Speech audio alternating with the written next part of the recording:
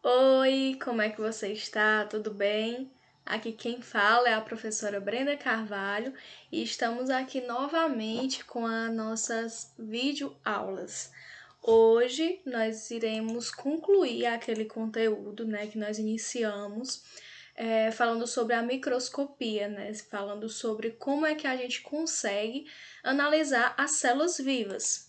Nós começamos a falar sobre o microscópio óptico. Vimos algumas diferenças entre o microscópio óptico e os microscópios eletrônicos, mas eu gostaria de reforçar um pouco antes de iniciarmos o conteúdo falando sobre os microscópios eletrônicos. Essa é a nossa aula de número 16, aula de biologia, direcionada aos alunos do 9º ano do Ensino Fundamental 2 do Colégio Santa Rita.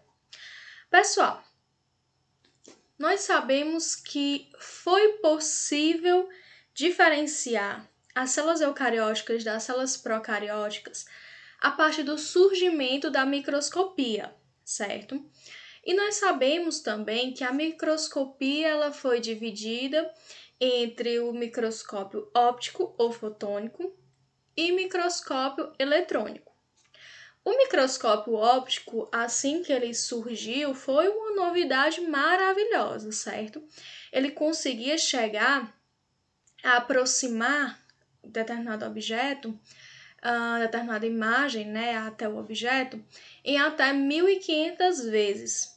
Só que aí, com os estudos, com a chegada desse microscópio óptico, teve muito empenho na comunidade científica em estar criando um microscópio que tivesse uma maior capacidade de aproximação, E aí surgiu o microscópio eletrônico.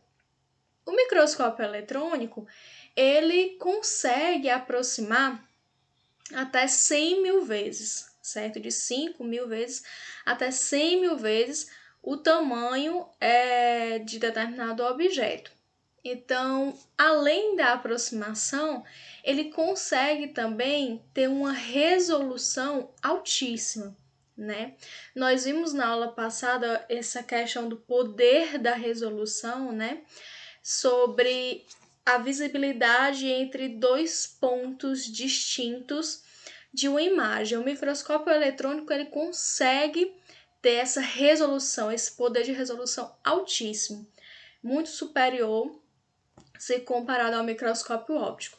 Professora, mas por que então que o microscópio eletrônico é melhor, ele tem essas características, e por que ele não é tão presente nas escolas, nas universidades, ele não é tão frequentemente visto?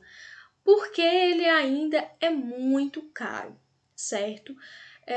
O custo-benefício dele ainda é duvidoso, não duvidoso, o custo-benefício dele é ainda descartado, porque para visualização de coisas que nem a escola visualiza, a maioria das faculdades visualizam, o microscópio óptico fotônico ele consegue facilmente conseguir realizar esse papel.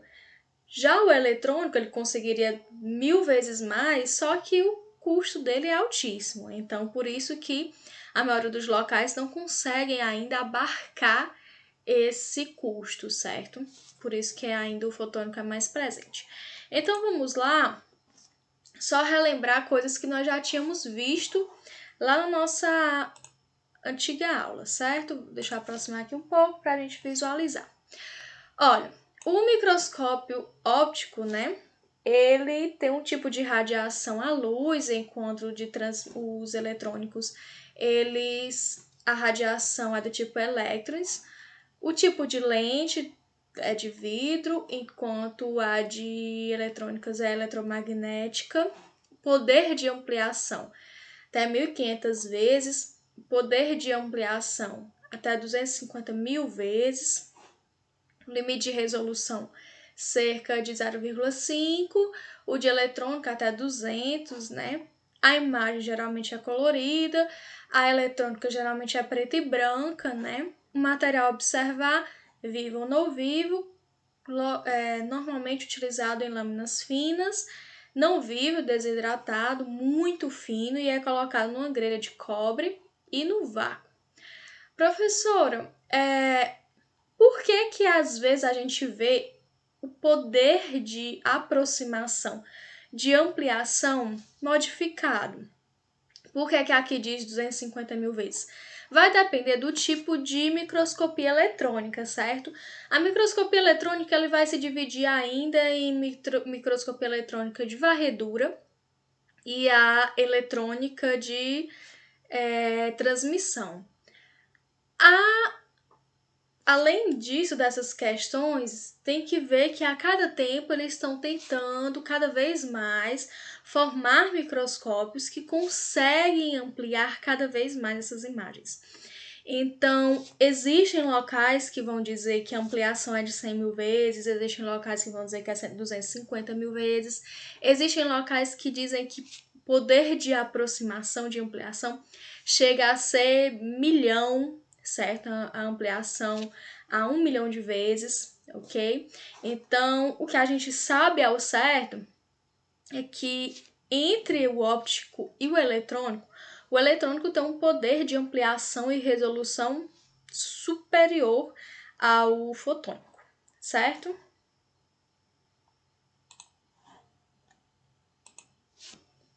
Bom, o microscópio eletrônico ele vai ter essa estrutura, né? Um dos modelos, né? Vai ter essa estrutura. Você vê que ela é muito superior à sua organização, é muito superior à do microscópio óptico.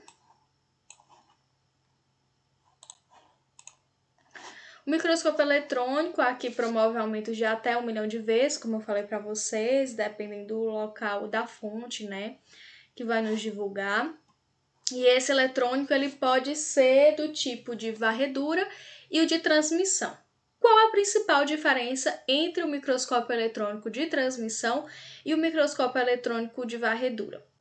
O microscópio eletrônico de varredura ele vai conseguir nos emitir uma imagem tridimensional de um determinado objeto, de um determinado organismo, certo?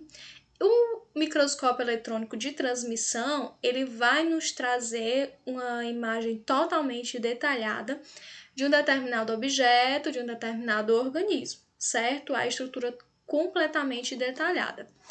Vou mostrar aqui um exemplo para vocês, que essa foi uma imagem que eu trouxe, inclusive, na aula passada. Microscópio óptico, ele vai trazer essa imagem, certo? Do espermatozoide, com esse grau de ampliação. Já o microscópio, deixa eu trazer logo aqui, o de varredura, ele vai trazer essa imagem tridimensional do espermatozoide.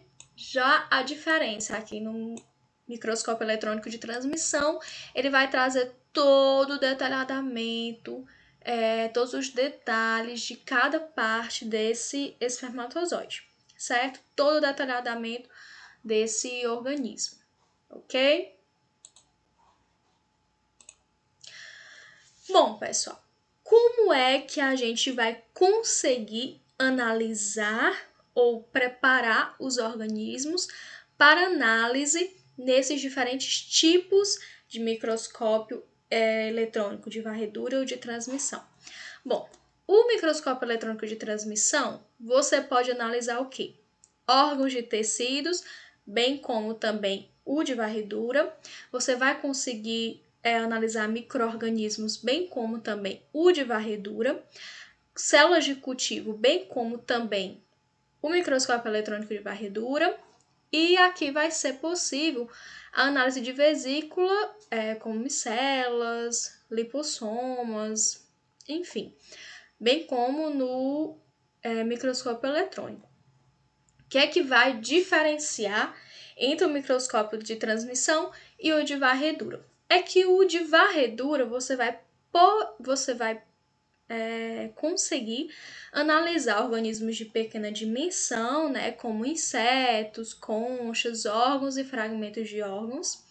E outra diferença é que para análise em eletrônico de transmissão, a amostra precisa estar bem fina. O corte precisa estar bem fino para a análise.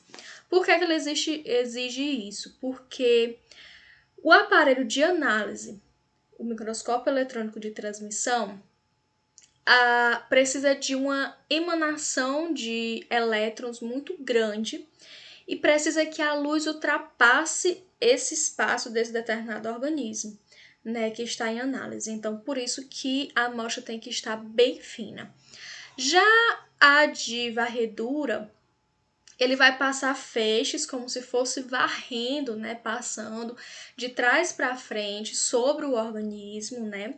E aí depois detalhando de forma tridimensional essas partes. Então não precisa que o feixe seja muito fino, ele só precisa que as amostras sejam espessas que já conseguem detalhar todas as suas partes.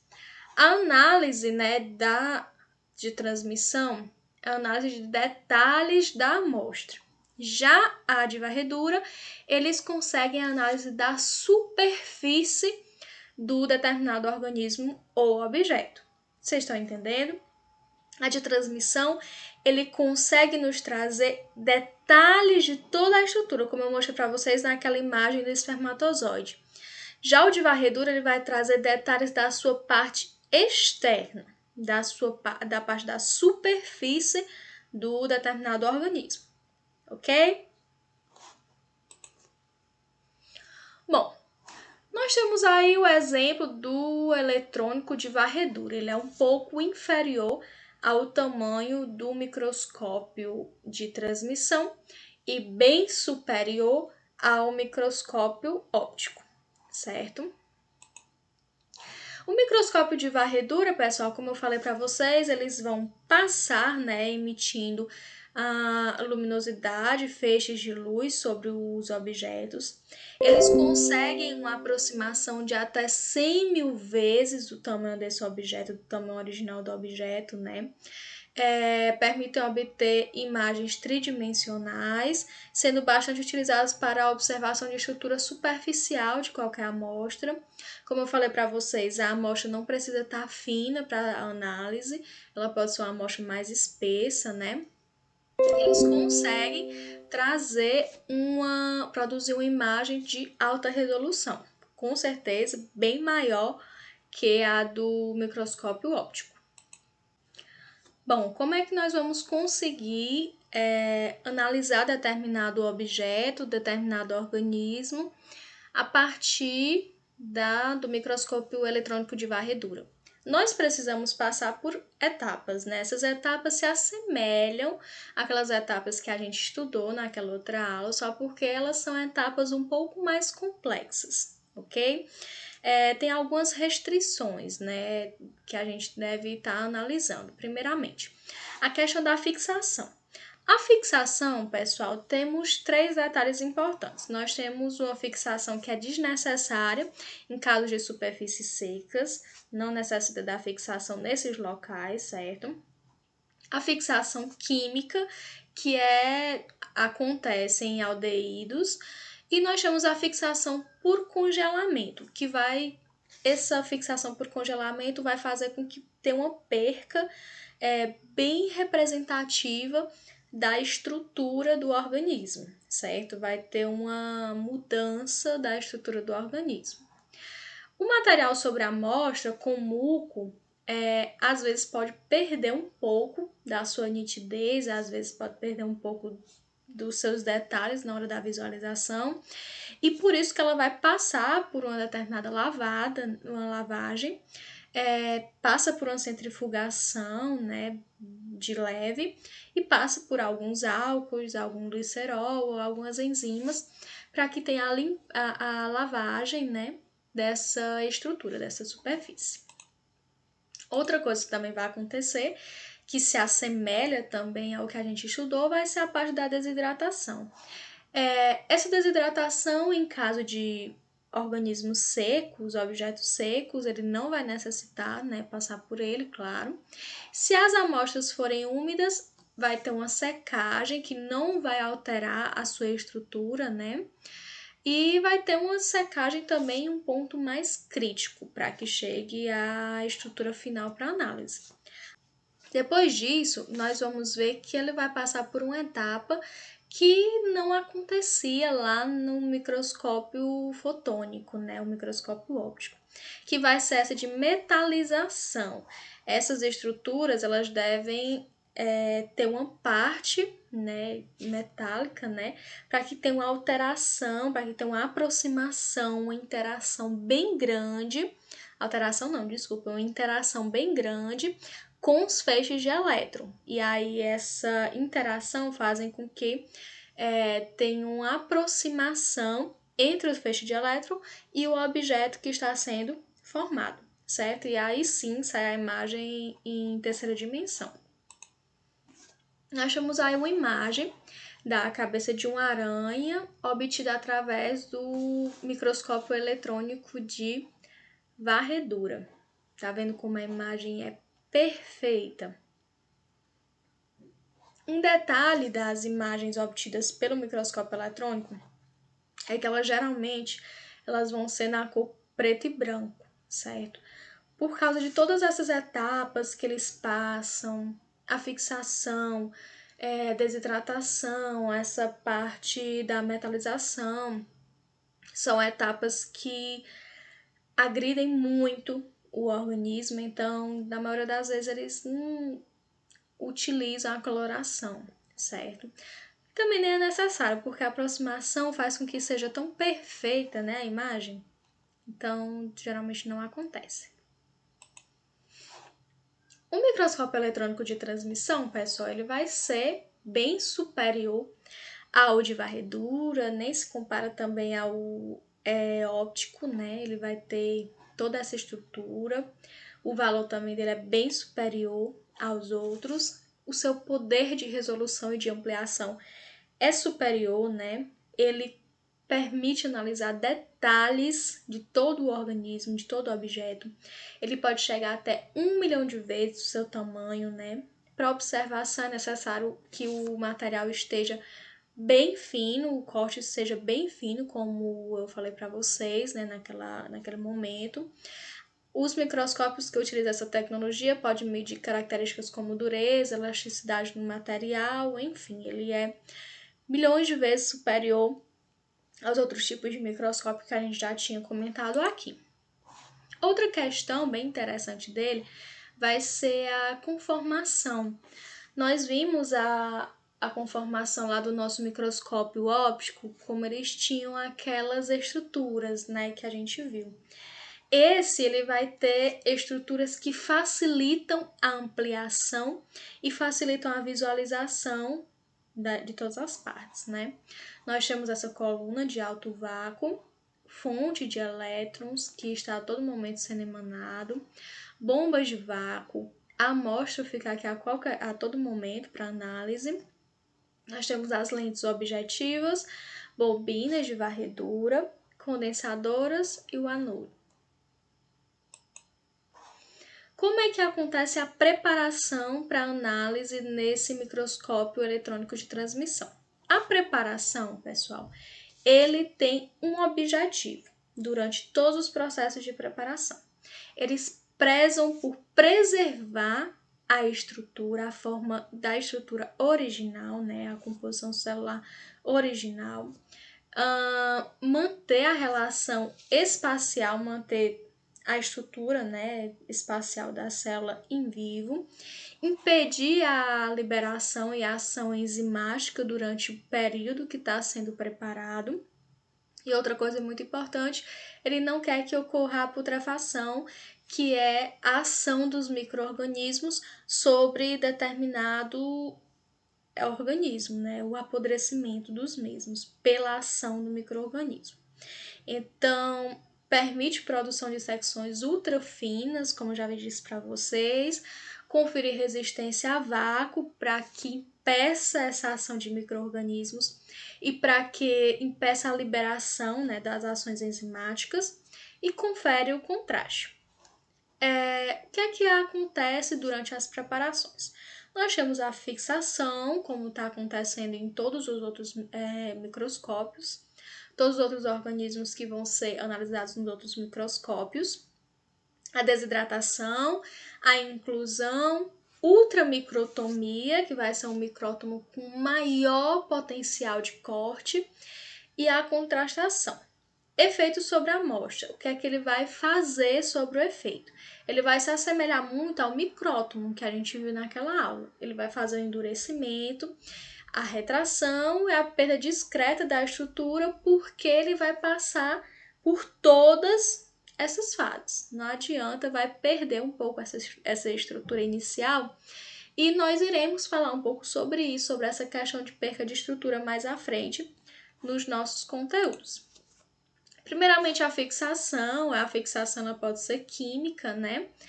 E na fixação, ela garante que não desnature a estrutura inicial, permite todas essas etapas, e a estabilização da estrutura molecular. A estrutura molecular dessa célula, eles tentam ao máximo fazer com que ela permaneça igual à inicial, mas vocês estão vendo, né, que há uma pequena modificação da célula original para a célula final depois de passar pela fixação. Mas eles tentam ao máximo mantê-las. Passa por um processo de desidratação. A desidratação, como vocês sabem, ele vai passar por alguns álcools, ele vai passar por etanol, vai passar por acetona, né? Ele vai ter resistência ao vácuo nesse momento, permite inclusão de determinada resina para endurecimento. E a inclusão dessa resina, ela vai logo após para a ultramicrotomia, que é onde vai ter o corte dessa parte mais endurecida, e aí ele vai ter uma resistência aos feixes de elétrons, que vão começar, que vão estar passando por esse objeto no momento da análise. Para que tenha uma melhor análise, eles têm que passar primeiro por essa inclusão de resina. A ultramicrotomia, como a gente viu, ele se assemelha muito ao micrótomo, mas ele vai conseguir realizar cortes bem superiores ao micrótomo, cortes ultra finos, como o próprio nome já diz. Para que realizem isso, eles utilizam telas de cobre, níquel ou ouro. Logo após isso, pessoal, vai acontecer o fracionamento celular e depois a centrifugação. Ele vai passar por um momento, né, de uma centrífuga que vai fazer com que tenha a eliminação da maioria dessas partes dos álcools que eles passaram, né, para ter um ressecamento mesmo do local. Antes disso, ele passa por um processo de maceração, que é o corte bem milimétrico, e a sua homogeneização. Em seguida, ele vai passar pela centrifugação para ele ressecar totalmente, ficar todo seco, a parte a ser analisada. De acordo com a velocidade, eles vão separar partes de células, né? E o líquido sobrenadante é colocado novamente para centrifugar para a separação de outras organelas. Nesse momento da centrifugação vai permitir ter o alto poder de resolução, né? Separação entre pontos, entre partes específicas da célula. Aqui nós temos os exemplos de todas as fases que eles vão passar, né? No final, chegando à separação, né, completa das partes das organelas. E por fim, a contrastação, que eles vão estar incluindo metais pesados para que tenha uma melhor análise lá no microscópio eletrônico de transmissão. Aqui nós temos uma imagem maravilhosa e detalhada do diafragma de um camundongo, certo, pessoal? Por causa de todas essas etapas que foram passadas, né, para chegar a determinada imagem, que dá para se notar com muita perfeição cada uma dessas partes. Outra imagem de partes detalhadas, né, dos organismos. E por fim eu trouxe um vídeo, né, que mostra como isso acontece nos laboratórios. Vamos lá estar analisando.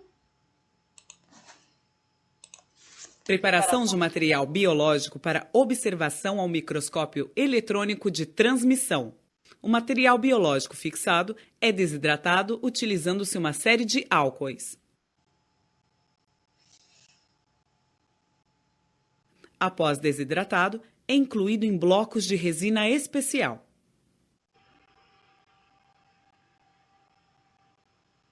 O bloco é colocado em uma máquina capaz de fazer cortes ultrafinos.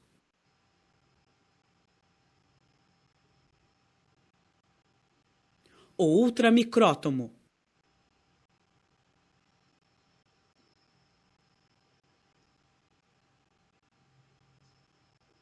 O ultramicrótomo faz uma série de cortes. Os cortes ficam sobre uma plataforma com água.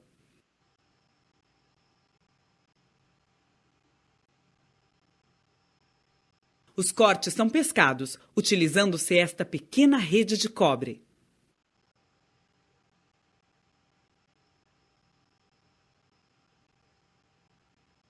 E submetidos a tratamento com citrato de chumbo. Com o auxílio de uma pinça, a rede de cobre é montada nesta peça e analisada ao microscópio eletrônico de transmissão.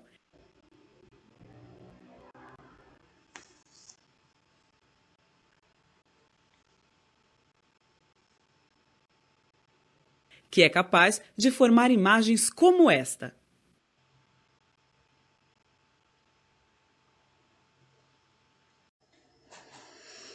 Então, assim, pessoal, a gente chega ao final dessa aula. Nós vimos aí um pouco as características do microscópio eletrônico de varredura, de transmissão, algumas características que se assemelham também ao microscópio óptico e algumas características que os fazem ser totalmente superiores.